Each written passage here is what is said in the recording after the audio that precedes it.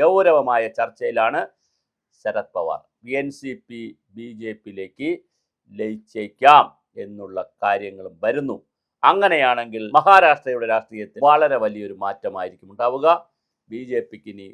BJPക്കിടെ മഹാരാഷ്ട്രയിലെ ഫട്നാവിസിൻ്റെ മന്ത്രിസഭയിൽ മുഖ്യമന്ത്രി സ്ഥാനമോ മറ്റെന്തെങ്കിലുമൊക്കെ കൊടുത്ത് NCPയെ തൃപ്തിപ്പെടുത്തുമോ എന്നുള്ളതും പ്രധാനമാണ്. NCPയിലെ ശരത് പവാറിന് ഇനി പൊസിഷനൊന്നും വേണ്ടായിരിക്കും. പക്ഷെ മകൾക്ക് കൃത്യമായ പൊസിഷൻ, പ്രിയയ്ക്ക് കൃത്യമായ പൊസിഷൻ വാങ്ങാനുള്ള സാധ്യതയുണ്ട്.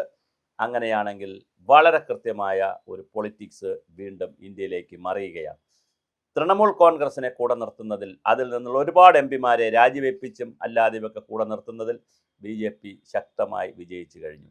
അതുപോലെ തന്നെ സ്റ്റാലിൻ്റെ തമിഴ്നാട്ടിലെ DMKയിലെ MLAമാരെയും പ്രശ്നാധിഷ്ഠിതമായി കൂടെ നിർത്താം എന്നുള്ള ഒരു നിലയിലേക്ക് BJPയും കൂടെ നിൽക്കാം എന്നുള്ള നിലയിലേക്ക് DMKയും. അങ്ങനെ മാത്രമല്ല, കൊച്ചു ലൊട്ടിലൊടുക്ക് പാർട്ടികളും സ്വതന്ത്രരുമെല്ലാം കൂടി BJPയെ സപ്പോർട്ട് ചെയ്യുന്ന രീതിയിലേക്കാണ് വന്നിരിക്കുന്നത്. അതുകൊണ്ട് NDA BJP എന്ന നിലയിലും NDA എന്ന നിലയിലും വലിയ അപ്രമാദിത്വത്തിലേക്കാണ് പോകുന്നത്.